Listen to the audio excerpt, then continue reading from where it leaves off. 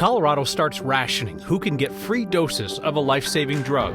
People do not have to die of preventable overdoses, and this is a true problem. Longtime businesses, neighbors on the west side find themselves on opposite sides of a tough situation as one prices the other one out. We've solved the mystery of Denver's random Eiffel Tower in a dirt lot, and our favorite Friday tradition rolls on. Pure joy from some of your neighbors to end our week on an up note, because this is next. Colorado's program to give out hundreds of thousands of doses of a life-saving drug is running out of money, forcing the state to prioritize who gets naloxone and who doesn't. Our Kelly Rinke explains. We're in the worst overdose crisis we've ever been in. Drug overdoses killed nearly twice as many Coloradans from 2015 to 2022. State data shows in 2022, nearly 1,800 people died. During that crisis, the state began distributing free doses of the reversal drug Naloxone to save lives. Oh, it's huge. It's huge. This should be on everyone's mind. Advocates like Lisa Rayville worry free doses of that life-saving drug may be harder to get. Colorado's program has a funding problem. If we don't have access to that, we are going to continue to have people dying and dying publicly. Rayville receives free doses from the Naloxone Bulk Purchase Fund. That pot of money distributes naloxone to groups that connect with people at risk of an overdose. In 2022, Colorado allocated one-time funding for the program, almost $20 million federal dollars to spend until late 2026. The state has less than $7 million left. While we want random people in the community carrying it, if you walk around on Earth, and especially in the state of Colorado, you should have access. They aren't able to fund just anybody having access. Now Colorado is prioritizing who can get the free doses. Organizations will need to go elsewhere to find it or reduce programs or not grow programs. Rachel Duncan says the nonprofit she works at isn't getting as many doses as before. The Naloxone Project gives the medication to patients before they leave a hospital. We just haven't heard a lot about what is the plan once this funding has been significantly decreased. Advocates want to know what the state plans to do once those federal dollars run out. Because without access to naloxone, it's going to be a true bloodbath in our community. So treatment programs, recovery homes, peer support programs, those are the groups the state is prioritizing right now. That nonprofit, Naloxone Project, says they're now having to fundraise to purchase doses, writing grants since their supply has gone down. There is money available through the national opioid settlement, right? Yeah, so some advocates are asking the Attorney General office to allocate some of those funds. The AG's office says right now they're just reviewing options. All right, Kelly Rinke, thank you for that story. Great jacket. I love that jacket. Thanks. The case against election denier and former Mesa County Clerk Tina Peters goes to the jury early next week. Her defense team finished up today, and while I'm no courtologist, it does not seem to have gone well for them. Why do you say that, you ask? Good question. Tina Peters said today that she wanted to testify, but would only testify about things that the judge had already ruled inadmissible. And she also wanted some protection from cross-examination by prosecutors. I have a very limited things that I want to talk to the jury about. And I want to make sure that the scope, that the prosecution isn't going to come in and bully me around like I've seen them do with other witnesses. Yeah, so the judge was like, no, I'll make the rules here. So Tina Peters did not testify. Here's what's happening. Peters does not deny that she snuck an outsider into her county's voting system to hunt for election rigging. Prosecutors say that was a felony. She wanted to testify that she thought that she was granting access to an undercover government agent. The judge ruled that there is no evidence of that, and even if it was true, it does not excuse an alleged crime.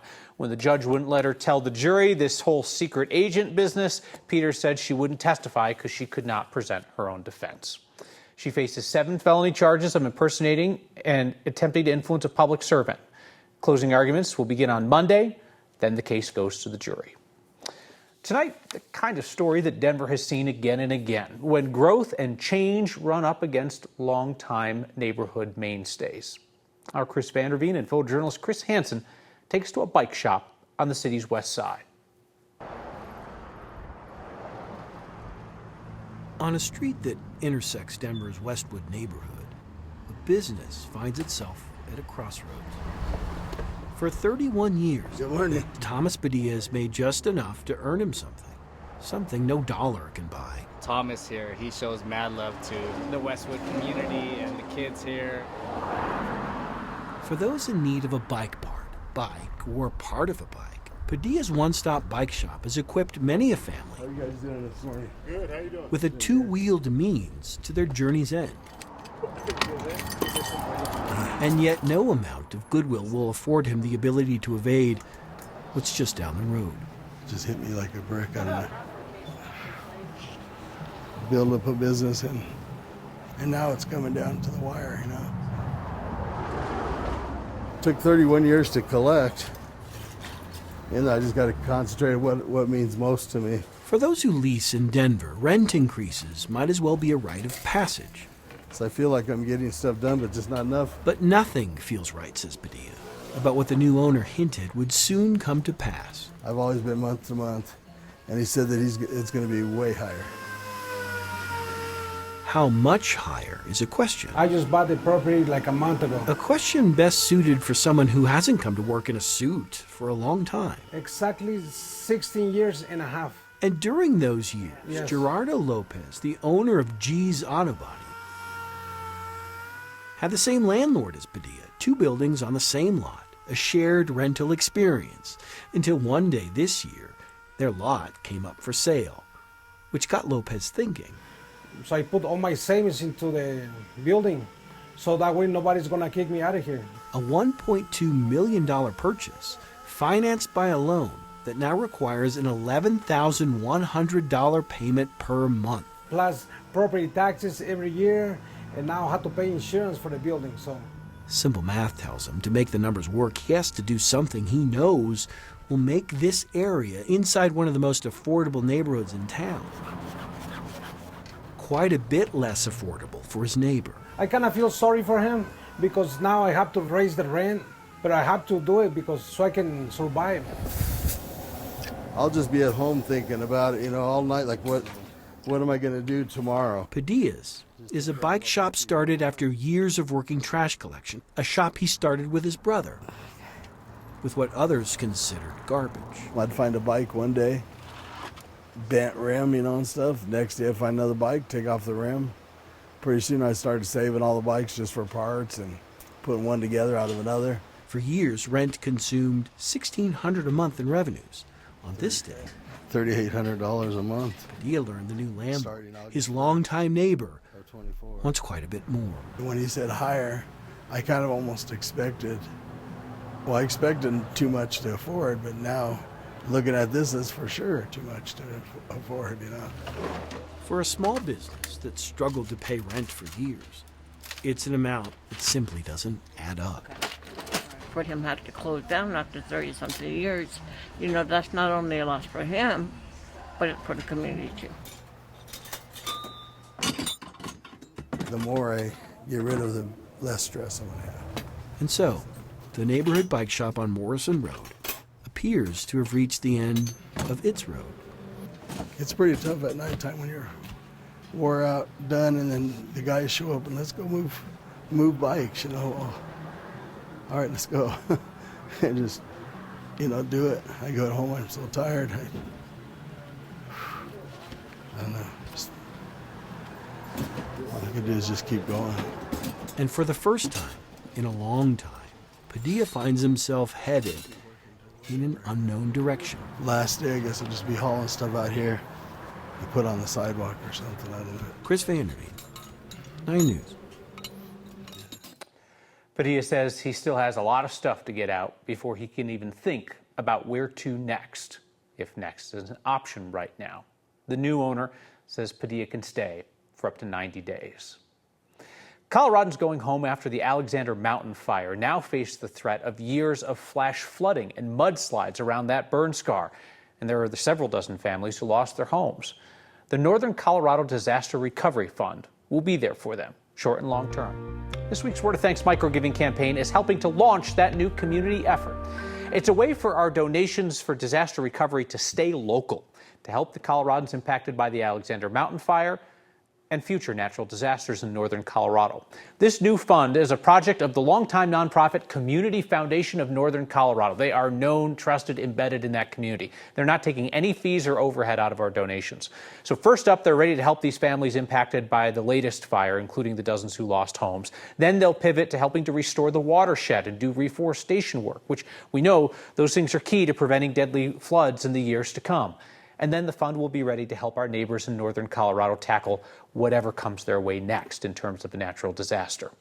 Scan the QR code on your screen or text the word THANKS to 303-871-1491 to get that link to join me and a bunch of other Coloradans in donating. More than 3,000 of you have signed up to simplify your giving and get fewer emails by making a monthly donation to the Word of Thanks Fund. And it's meant that we've started your recent micro-giving campaigns with $22,000 in donations each week. That's a ton. Use that same QR code or text to get there. I played on it when I was little. My brother and I played on it when Dad wasn't watching. You have helped us solve the mystery of Denver's Eiffel Tower. And we end the week the way we always do, with pure goodness fresh out of the lives of our neighbors. Next.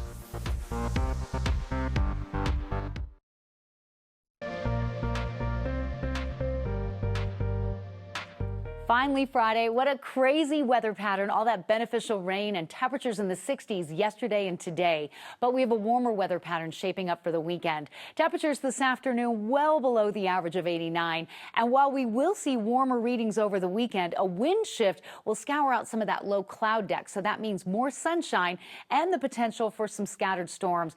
That means Saturday and Sunday afternoon. Watching that flash flood watch up over Glenwood Canyon and Vail Pass for excessive rainfall in the Grizzly Creek burn scar, and watching for the potential of some thunderstorms over the weekend that might have some rain. Temperatures in the 60s between now and 9, and then a nice warm up heading into the weekend. Storms likely Sunday and Monday, and then a warming and drying trend for the middle to end of next week. So we've been trying to solve the mystery of Denver's mini Eiffel Tower, hoping to bring you an answer by the end of the Paris Olympics, and I think we've done it just in time. So our Marshall Zellingers told us about the replica of the famous landmark that just sits in a dirt lot outside the Mission Ballroom in Rhino. With an assist from several of you who wrote in from home, now we know how it got there. We did not have to wait long to learn the history of the Eiffel Tower outside Mission Ballroom. I played on it when I was little. My brother and I played on it when Dad wasn't watching. Heidi Waite's dad was in that news clipping. Renee Hartman posing in front of an Eiffel Tower outside Salon Renee. He had the Eiffel Tower built and put in the front of the shop. The shop was his salon at First and Cook Street in Cherry Creek, where today the Eiffel Tower would barely stand out among the glass and glitz. Here's pictures of the salon. It was very European style, so the Eiffel Tower kind of fits in with the European style. Heidi's dad had the tower built ahead of the salon's March 1964 opening, but that news clipping gives us a hint into what happened next. Hey, want to buy an Eiffel Tower? Renee's got a great deal. At that time, by then, nobody wanted an Eiffel Tower, and it was expensive to move. The 2,400-pound, 25-foot-tall Parisian prop that Renee told the paper cost him $5,000 eventually was listed for $500. Though Renee told the paper when he was seeking more money, he had interest from Elitch's, a car dealer, 3 homeowners, and a French cattle company. So what really happened to it? This July 1985 Aspen Daily News article tells the story of an Eiffel Tower owned by Roger Radke, who ran a business renting props and decorations, including the Eiffel Tower replica custom-built by Renee Hartman. That prop rental business used to have a location near the elevated section of I-25, where the Eiffel Tower was caught posing in this photo uploaded to Google Maps. The prop rental business then had a warehouse near 41st and Brighton Boulevard, where the tower was stored, until the business closed in 2020. Then the warehouse was bulldozed, leaving behind a damaged, yet still standing, Eiffel Tower. I often thought, wonder whatever happened to it. And there it is, sitting in an empty lot.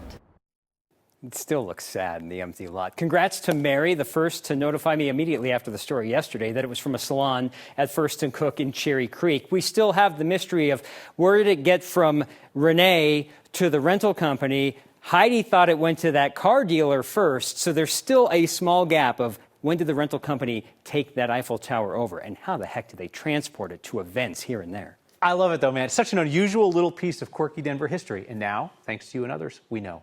Marshall, thanks.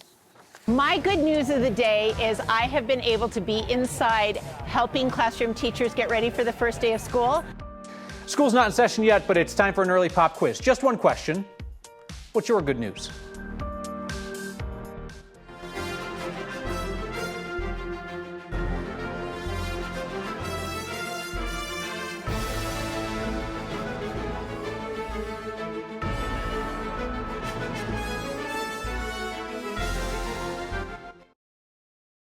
Denver Public Schools will open their doors for the school year in just over a week. Students will come back to cleaned up campuses thanks to some last-minute work from community volunteers who are more than happy to answer our favorite Friday question. What's your good news? My good news of the day is that we're here at Ashley Elementary School giving back to the community. Today is Denver Public Schools Foundation's Back to Class Bash. I'm Sarah Hazel. I'm the president and CEO of the Denver Public Schools Foundation. And my good news of the day is today the Denver Public Schools Foundation has 150 volunteers at 3 different schools preparing our schools for the return of our students in just a few weeks. I'm a DPS parent myself. I got 3 kids in the system and always take the opportunity to give back. We've got some people painting, they're mulching, they're picking up weeds and picking up trash and just making the place look shiny and beautiful.